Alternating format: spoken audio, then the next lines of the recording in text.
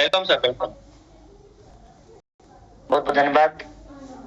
सबसे पहले आप सभी लोगों को एक बार पुनः मैं प्रणाम करता हूँ। 6 महीने पूरे होने की बधाई देता हूँ। मात्र छोटे से टाइम में मैं पिन को लगभग 7,000 पिन कोड तक पहुंचाने में जो आप लोगों ने मदद सिस्टम का किया है और जो भरोसा दिखाया है उसको मैं सलाम करता हूँ। एक दूसरे को जो हम आगे बढ़ा रहे हैं, कुछ सीख रहे हैं, लोगों को सिखा भी रहे हैं। निश्चित तौर पर कमी है, सबके अंदर है, हमारे अंदर भी है। अगर सही रहते हैं तो निश्चित तौर पर चीजें सही तरीके से होंगी। टाइम लगेगा, कहीं से भी डरने की जरूरत नहीं है। शुरू में थोड़ा सा मैं आप लोगों को कुछ सवाल करना चाहता हूं और वो जवाब आप लोग खुद अपने माध्यम से देंगे। चाहे आप रिएक्शन के माध्यम से दे दीजिएगा, चैट बॉक्स आप खोल दीजिए, उसके माध्यम से भी आप देख सकते हैं। एक सवाल मैं पूछना चाहता हूं आप सभी लोगों से। यहाँ उपस्थित समथिंग 1000 लोग उपस्थित है, मैं देख पा रहा हूं। मैं एक सवाल ये पूछना चाह रहा हूं, क्या हमारा और आपका इस देश के लिए, अपने समाज के लिए, अपने आसपास के लिए, अपनी मातृभूमि के लिए क्या कोई फर्ज है या नहीं है? और अगर वो फर्ज है तो वो किस तरह से हम लोग निभा रहे हैं? आज इसी मातृभूमि ने, इसी देश ने हमें जमीन दिया, हमें एक पहचान दी। मातृभूमि ने सब कुछ दिया, पर हम और आप क्या दे रहे हैं? मैं इस बात पर इसलिए जोर दे रहा हूं कि आज अलग अलग तरीके से, अलग अलग रास्तों से अपने देश को, भारत को लूटा जा रहा है और हम और आप सभी लोग चुप हैं। आज भारत को मैं सच बोल रहा हूं, जितना खतरा बाहर से नहीं है ना, अंदर के चोर और लालची लोगों से, वही लोग लूट रहे हैं। और सबसे खतरनाक बात यह है कि अगर ये लूटा जा रहा है तो हम जैसे अच्छे लोग अगर चुप हैं तो चुप रहना भी उससे बड़ा गुनाह है। गलत करने वाला अपराधी निश्चित तौर पर है, पर गलत देखकर चुप रहने वाला अगर चुप है तो वो भी उसी भागीदार है, हिस्सा है उसका।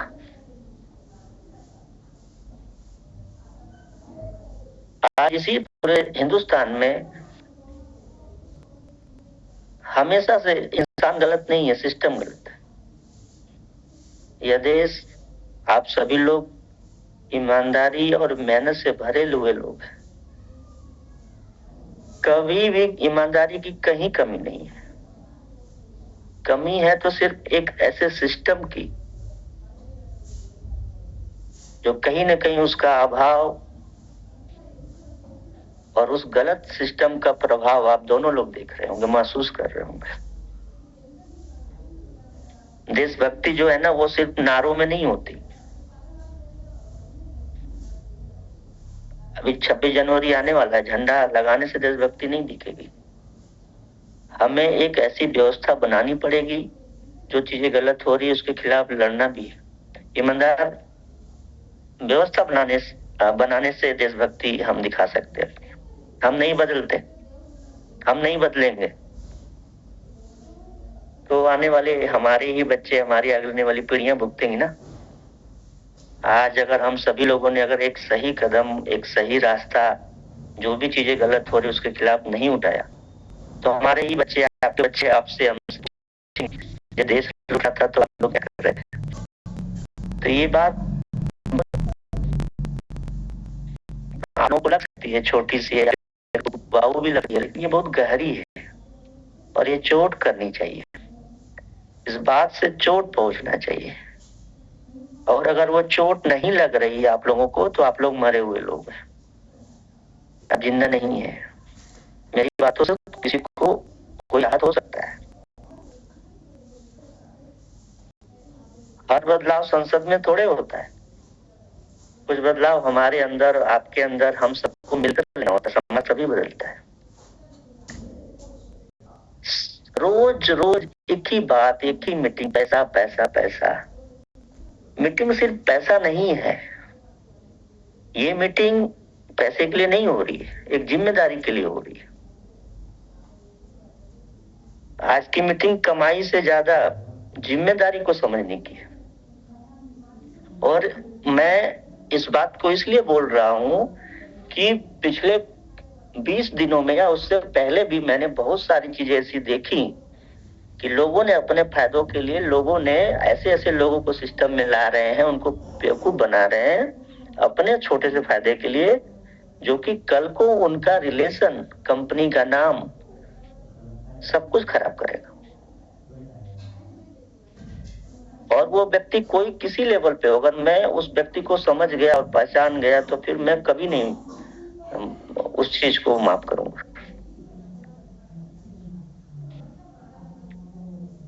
तो बस इतना सा है कि आज सवाल ये नहीं है कि कंपनी क्या कर रही है, कौन कौन सी चुनौतियां हैं। 100% चुनौतियां हैं, और मैं दावे से बोलता हूं और अभी भी बोल रहा हूं, हम लोग कॉपी नहीं कर रहे हैं। जिसको लगता है कि ये सिस्टम कॉपी कर रहा है, वो अपनी आंख पे जो पट्टी बंधी है वो खोल के एक बार देखे सिस्टम को। और मैं चैलेंज करता हूं, हमेशा चैलेंज करता हूं, कोई भी व्यक्ति अगर अपने आप को उस तरह से समझता है, तो कहीं भी, लखनऊ ऑफिस, पुणे ऑफिस, कहीं भी आके मिल सकता है और सारी चीजों को खोल के दिखाया जाएगा। गंदे लोगों के लिए कोई जगह नहीं, सिस्टम उसी तरह से काम करेगा। यूजमी की अगर मैं बात करूं, आप सभी लोग यूजमी को जिस तरह से आगे, हम सभी लोग मिलके आगे बढ़ा रहे हैं, आप लोग उसमें बढ़ चढ़ के हिस्सा ले रहे हैं। इस बात को लोगों को समझाना पड़ेगा कि ये एक इकोसिस्टम है। मैं बार बार इस बात पे जोर देता हूं। हिंदुस्तान में लीडिंग सेक्टर की अगर बात होगी, कौन कौन से सेक्टर लीडिंग है, आपके पास दुनिया का सब कुछ मोबाइल में, क्या नहीं, आप चैट जीपीटी से पूछिए, आप गूगल से पूछिए, जेमिनी से पूछिए, कौन से सेक्टर है जो राइजिंग है, कौन से सेक्टर है जो आगे बड़े होंगे। और आप ध्यान से देखिए, यूजमी ने डिजिटल चीजों को भी रखा है अपने साथ, केवाईसी वेरीफाई कर रहा है। एक ऐसा प्लेटफॉर्म जो लोगों को ला रहा है, वो फिनटेक का जो प्लेटफॉर्म कर लीजिए या डिजिटल प्लेटफॉर्म करिए, वो मैपिंग है। पूरे हिंदुस्तान में, दुनिया के किसी भी कोने में, दुनिया की भी अगर बात करेंगे और हिंदुस्तान के कोने कोने की बात करेंगे, तो आपको मूवमेंट दिखाई दे रहे हैं ट्रकों के और बाकी चीजों के, वो शिपमेंट आ रहे हैं, जा रहे हैं। लॉजिस्टिक मैपिंग वो रीढ़ की हड्डी बनने वाली है। हिंदुस्तान का हर छोटे से भी छोटा व्यापारी वो डिजिटल होना चाहता है, वो गूगल और सोशल मीडिया पे दिखना चाहता है, वो अपना एडवर्टाइजमेंट करना चाहता है, उसके लिए ही ब्रांडिंग आ रहा है। गांव के छोटे छोटे किसानों को कैसे मदद किया जाए और उनके प्रोडक्ट को कैसे बड़े लेवल पर, बड़े व्यापार या बड़े तक या बड़े मार्केट तक पहुंचा जाए, उसके लिए नामों होना जाए। मर्चेंट को कैसे जोड़ा जाए, छोटे छोटे मर्चेंट को उनके द्वारा बना के सामान को हिंदुस्तान में खुद कैसे पहुंचाया जाए। आप ध्यान से देखेंगे तो उसी यूज में कम से कम 4 से 5 सेक्टर ऐसे हैं जो हिंदुस्तान के लीडिंग सेक्टर में आते हैं।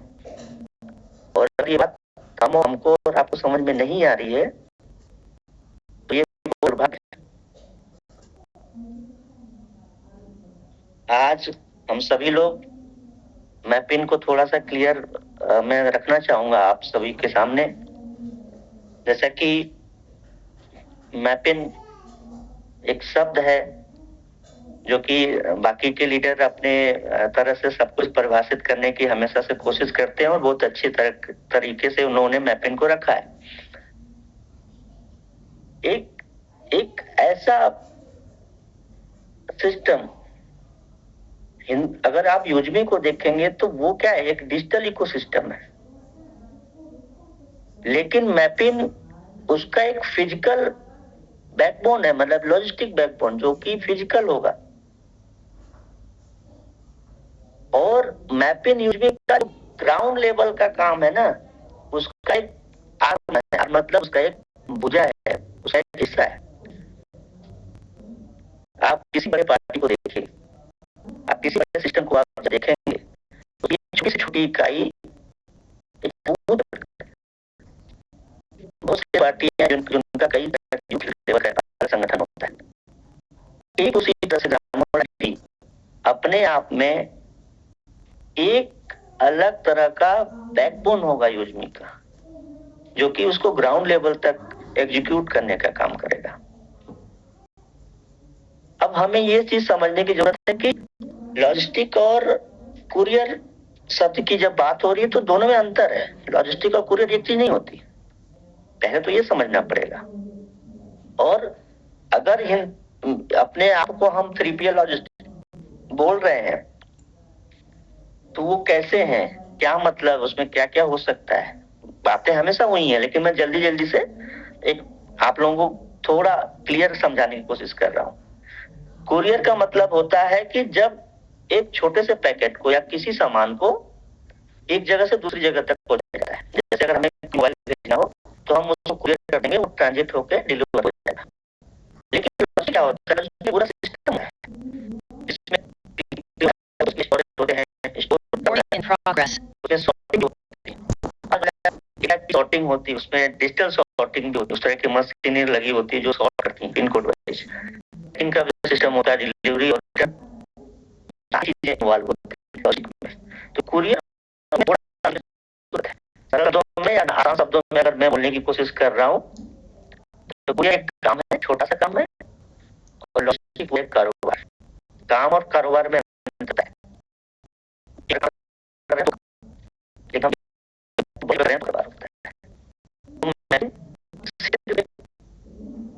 छोटी सी कुरियर नहीं है, एक लॉजिस्टिक प्लेटफॉर्म है। और उस लॉजिस्टिक के अंदर भी कई चीजें होती हैं, जैसे इंटरसिटी लॉजिस्टिक होता है, इंटरसिटी लॉजिस्टिक, उसके अलावा हाइपर लोकल डिलीवरी होती है, लोकल डिलीवरी होती है। सबसे जरूरी डिलीवरी में जो पार्ट होता है वो लास्ट माइल डिलीवरी का होता है। उसमें फॉरवर्ड शिपमेंट और बैकवर्ड शिपमेंट भी होते हैं। प्रोडक्ट जाते हैं तो प्रोडक्ट वापस भी आते हैं, जिसको हम रिटर्न कुरियर भी बोलते हैं। तो ये सारी चीजें अगर आप ध्यान से देखेंगे तो हिंदुस्तान में आज अगर इंटर लॉजिस्टिक की बात करेंगे, जैसे मैं उदाहरण से समझाऊं, अगर मुझे दिल्ली से कोई सामान लखनऊ भेजना हो या फिर मुझे मुंबई से पटना भेजना है तो वो इंटरसिटी लॉजिस्टिक हुआ, जब वो एक शहर से दूसरे शहर जा रहा है। ठीक उसी तरह से इंटरसिटी जो होता है वो एक शहर के अंदर का डिलीवरी का काम। जैसे अगर मैं लखनऊ में हूँ, आलमबाग में हूँ, मेरी ऑफिस आलमबाग में है, और अगर मुझे गोमती नगर में कोई सामान भेजना है, या मैं पुणे के अगर चाकन में हूँ और मुझे चिंचोड़ भेजना है, तो वो इंट्रा सिटी लॉजिस्टिक के अंतर्गत आता है।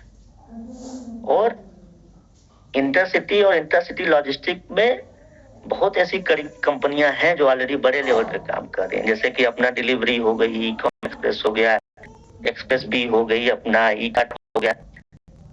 सबका काम करने का तरीका अलग लेवल का होता है, लेकिन हम अपने आप को हाइपर लोकल डिलीवरी भी बोल रहे हैं। जैसे आज से कुछ साल पहले एक स्टार्टअप था डंजो, या अभी उसका एक थोड़ा सा अलग स्वरूप हम ले लें जो कि ब्लिंकिट और जेप्टो है। ठीक, ये क्या होता है, हाइपर लोकल, जो कि छोटे से एरिया में जल्दी से बहुत तेजी से डिलीवर करते हैं। खासतौर से क्या, किराना का सामान हो गई, दवाइयां हो गई, खाना हो गया, कोई डॉक्यूमेंट, इस तरह की चीजों को वो जल्दी से, मतलब 10 से 30 सेकंड या 90 मिनट के अंदर डिलीवर हो जाए, वो होता है अपना हाइपर लोकल डिलीवरी में आता है। और लास्ट माइल डिलीवरी क्या होता है? यहाँ पुणे से आज यूजमी के प्लेटफॉर्म से ऑर्डर हो रहा है और वो बंगाल के किसी एक छोटे से गांव में डिलीवरी पहुंचाई जा रही है, तो लास्ट माइल डिलीवरी है। तो ये जो पूरे पार्ट है वो सब कुछ मैपिंग का एक हिस्सा है। मतलब हम इतना कहना चाह रहे हैं कि हम सिर्फ किसी एक चीज को नहीं करने जा रहे हैं, इंटरसिटी भी कर रहे हैं, इंट्रासिटी भी कर रहे हैं, हम लास्ट माइल डिलीवरी का भी काम करने जा रहे हैं, वेयर हाउसिंग का भी काम करने जा रहे हैं, रिटर्न लॉजिस्टिक होती है उसका भी काम करने जा रहे हैं। क्योंकि सबसे पहले हमें उसकी जरूरत है। आज इतने ज्यादा कम से कम 20 लोग ऐसे रहे जिनको कोई ट्रेनिंग नहीं, चाहे वो गवर्नमेंट की इंडिया को, चाहे वो उन कंपनियों में प्रोडक्ट उनका कोई ट्रेनिंग मतलब है कि और भी सेल हो रही है। अब हम ये जानने की जरूरत है कि हमारी क्वेश्चन आते हैं कि हमें कहां से मिलेगा, हम क्या डिलीवर करेंगे। आज हिंदुस्तान के छोटे से एरिया का भी व्यक्ति जो दुकानदार है, जो कि बिजनेस कर रहा है, वो चाह रहा है कि हमारा प्रोडक्ट हिंदुस्तान के कोने कोने तक पहुंचे। आप सोच के देखिए कि मैपिंग करने क्या जा रहा है। तो ये चीज नॉर्मल सी चीज है, इसको समझना है, सीखना है। 3PL में क्या हो सकता है, सामान को स्टोर किया जा सकता है, पिकअप का काम होगा और डिलीवरी का काम होगा। पिकअप का मतलब अगर आजमगढ़ से मैं हूं तो आजमगढ़ में कोई भी सामान अगर बनाया जाता है, उसको अगर पूरे हिंदुस्तान में पहुंचाना है तो वो उसको भी हम पिकअप करेंगे और उसको डिलीवर करेंगे हिंदुस्तान के कोने कोने तक। और पुणे का सामान आजमगढ़ भी पहुंचाना है तो उसको डिलीवर भी करेंगे। और इसमें जो सबसे बड़ा जो चैलेंज जो मैं काम करता था, जो देखता था, ये था कि अगर अपना सिस्टम नहीं होता है तो बहुत काम करेंगे उसको नहीं होता कुछ। और फिर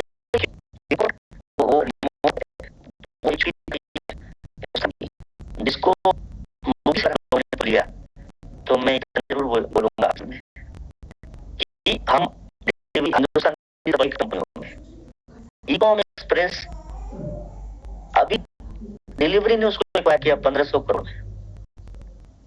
मीशो का पूरा प्रोडक्ट ई-कॉम एक्सप्रेस डिलीवर करता था, मैक्सिमम प्रोडक्ट। और मीशो को जब ये चैलेंज समझ में आया, उन्होंने वाल्मो नाम का एक अपना अलग डिलीवरी कंपनी बनाई। आप सोच के देखिए कि एक कंपनी के भरोसे ई-कॉम एक्सप्रेस चल रहा था। मीशो ने अपने प्लेटफॉर्म जैसे ही रेडी करके अपनी चीजों को बना लिया, ई-कॉम एक्सप्रेस को बिकना पड़ा डिलीवरी के हाथों। तो इस बात को समझने की जरूरत है कि हमें मैपिंग की क्यों आवश्यकता है, क्योंकि हम वो चैलेंज फेस कर रहे हैं, जो कि मैंने पहले से भी देखा है। अब नॉर्मल सी चीजें हैं, मैं छोटा सा एक उदाहरण देकर आपको समझा दूं कि मैपिंग एक pin code based hyper local 3PL logistic platform है। हाइपर लोकल का मतलब मैंने पहले ही बता दिया कि लोकल का कोई भी दुकानदार अगर चाहे तो उसके भी प्रोडक्ट को हम डिलीवर कर सकते हैं 5 किलोमीटर के एरिया में, 10 किलोमीटर के एरिया में और हिंदुस्तान के किसी भी कोने में। ठीक है। मैपिंग का जो आइडिया है वो सिंपल सा एक आइडिया कि हर एक पिन कोड पर एक लोकल पार्टनर, वही पार्टनर उस एरिया में पिकअप भी करेगा, वही डिलीवरी भी करेगा और रिटर्न भी संभालेगा। लेकिन ये सब कुछ एक ऐप के माध्यम से प्योरली टेक्नोलॉजी का काम है और उसी कंट्रोल किया जाएगा। हर एक पिन कोड फ्रेंचाइजी मॉडल है। ये कैसे काम करेगा, उसका फायदा किसको मिलने जा रहा है? नई जो दुकानदार है, छोटे छोटे MSME जो हैं, जो छोटे छोटे बिजनेसेस हैं, जो छोटे लोकल ई-कॉमर्स सेलर हैं, या हमारे भी प्लेटफॉर्म पे कोई अगर सेलर बन रहा है तो उसके भी प्रोडक्ट को हम वहीं से उठा लेंगे और तेज और सस्ती डिलीवरी कर सकते हैं अगर हम हर एक पिन कोड तक पहुंच गए। तो बड़ी कंपनियों में और अभी जो हम मॉडल ला रहे हैं इसमें अंतर है, इसको समझने की जरूरत है। जो बड़ी कंपनियां हैं जिनका मैंने अभी नाम लिया, इनका जो कंट्रोल होता है वो सेंट्रल वेयर हाउस से होता है। मतलब ये पूरे इंडिया को कुछ जोन में बांटती है। लेकिन हमारा जो कंट्रोल है वो लोकल पिन कोड पार्टनर है, जिसको हम बात कर रहे थे, उस तरह से बनाना चाह रहे हैं। इन दोनों में अंतर है। सेंट्रल लेवल वेयर हाउस है, वहां से कंट्रोल करना और पिन कोड पार्टनर से कंट्रोल करने में 2 से 5 दिन का डिलीवरी का टाइम लगता है सेंट्रल वेयर हाउसिंग से। अगर हम पिन कोड पे पहुंच गए अपने प्रोडक्ट लेकर तो हम उनसे तेजी से डिलीवर कर सकते हैं, उनसे कम खर्च में कर सकते हैं। हर एक कोड पर हम रोजगार पैदा करेंगे और आपको दिख रहा होगा। तो ये अंतर है। और यूजमी और मैपिन का जो स्ट्रॉन्ग कॉम्बिनेशन, इसको आप समझिए ना, क्यों नहीं समझ में आ रहा आप लोगों को? हर यूजर वेरीफाई है, सबसे बड़ी बात।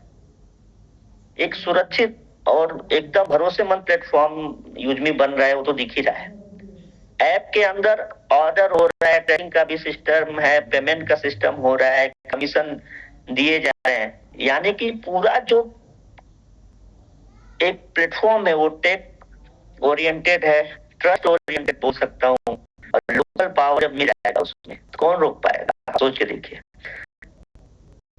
तो मैं बात करूं हिंदुस्तान में 19,000 के बाद 29,000 है, 29,000 है। आज हम लोगों ने 3 से 4 लगा चुके हैं। डेटा ही कोई बात है। 19,000 पिन कोड अगर हमारा छोटा नंबर नहीं है।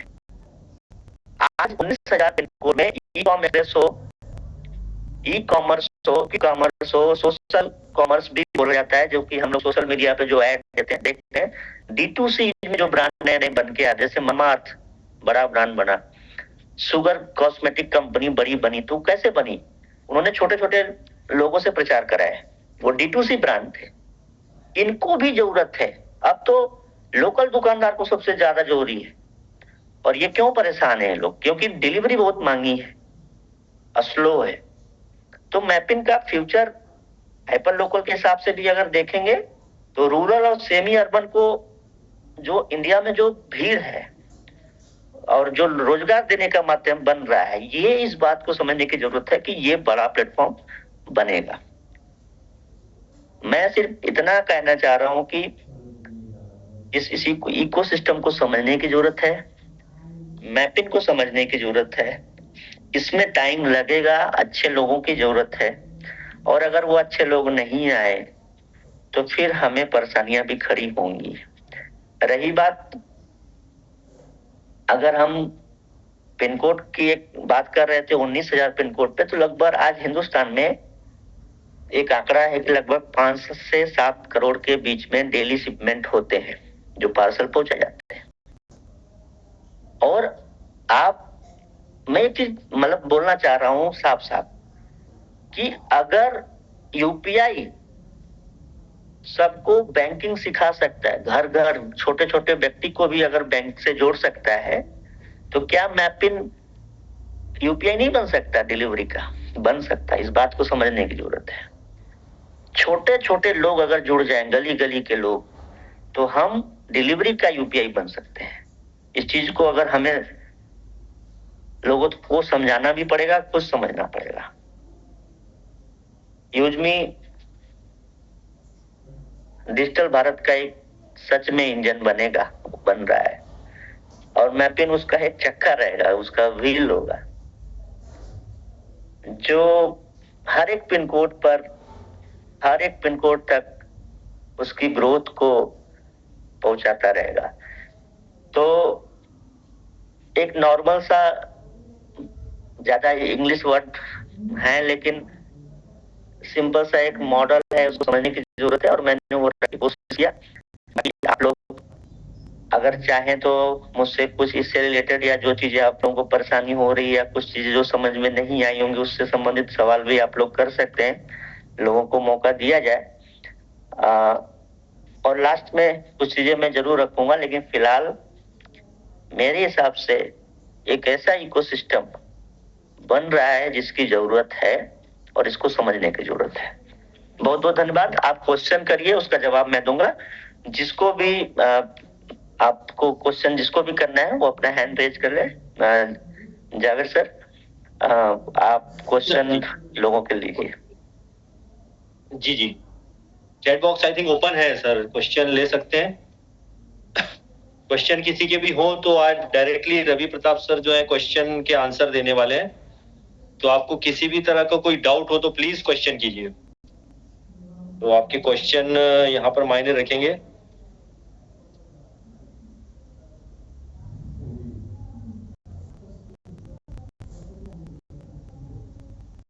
Okay, Recording stopped. क्वेश्चन भैया सुपर इन्फॉर्मेशन, चलिए बहुत अच्छी बात है सर। मुझे कुछ नहीं, ठीक है, ओके ओके। डिस्ट्रिक्ट लेवल की फ्रेंचाइजी की शर्त क्या है सर, ये पूछ रहे हैं यहाँ पर। डिस्ट्रिक्ट लेवल की फ्रेंचाइजी की शर्त क्या है? अपने नाम चाहिए, क्या नाम है इनका? सॉरी, क्वेश्चन बहुत ज्यादा है। भूपेंद्र सिंह जी पूछ रहे हैं, डिस्ट्रिक्ट लेवल की फ्रेंचाइजी शर्त क्या है? सर तो नहीं है, कोई मुझे भी बता ले। ये सही जवाब है भैया। आपके मन में इच्छा हो तो आप 21 तारीख को इंदौर आइए। कब चालू होगा सर? अभी हालांकि रिलेटेड है मैपिंग से, बट सर इसका आंसर देना चाहेंगे। जेपी वर्मा जी पूछ रहे हैं पेमेंट गेटवे कब तक चालू? मंगलवार को पेमेंट गेटवे अगर मेरे हिसाब से हो जाना चाहिए अपडेट।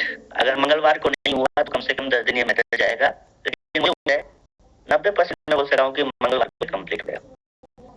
चलिए सर, आगे हो सकता है तो एकदम दिल पे मत लीजिएगा। उन्होंने बताया कि 90% जो मंगलवार तक हो जाएगा, ठीक है। ये बात है, मैपिंग ऐसे लोगों ने ले लिया है जिनको कुछ ज्ञान नहीं है, तो इसके बाद उनको बहुत प्रॉब्लम होगी। ये पूछ रहे हैं कोई हमारे एक सर हैं, बाबा जी कोई है, बुलेट बाबा टू एवरीवन, उनका नाम ही खतरनाक लगा है इन्होंने। अब ये तो देखा जाएगा सर, ये तो कोई बात नहीं है, प्रॉब्लम तो नहीं है, सीख गए, लर्न वाली बात है, सीख जाएंगे। ये क्वेश्चन मैपिंग से रिलेटेड पूछेंगे, आई थिंक तो सही रहेगा। जैसा आप ये पूछ रहे हैं, ओम सिंह जी पूछ रहे हैं कि सर क्रिएटर बनकर क्या टास्क है रॉयल्टी इनकम रेगुलर शुरू हो? ये अभी कोई क्वेश्चन इसमें नहीं। मैं इसको थोड़ा सा आसान कर देता हूँ। जाफरी जी, अपने पैनल पे जो लोग अब तक ट्रेनिंग और सेशन लेते रहे हैं, जो मीटिंग लेते रहे, आप उनको लीजिए बारी बारी से 2-4 लोगों को। उनके जो क्वेश्चन होंगे वो अलग ही लेवल के होंगे क्वेश्चन, और वो उस तरह से क्वेश्चन कर लें जिससे कि लोगों का क्वेश्चन उसमें समाहित हो जाए, ठीक है, तो आसान हो जाएगा। सर एक्सप्लेन, एक ये क्वेश्चन पूछा है जी, अपने नाम से आएंगे तो बेहतर होगा। यहाँ पे लॉजिस्टिक और इंट्रासिटी लॉजिस्टिक, मतलब ये दोनों में पूछा। तो इसका भी थोड़ा सा कुछ रिकॉर्डिंग वगैरह होगी, आप बाद में सर ने बता दिया ऑलरेडी। इसके बाद में भैया आपके इन्फ्लुएंसर साहब है हमारे, एमडी खलीलुर साहब पूछ रहे हैं कि रीसेलर कब से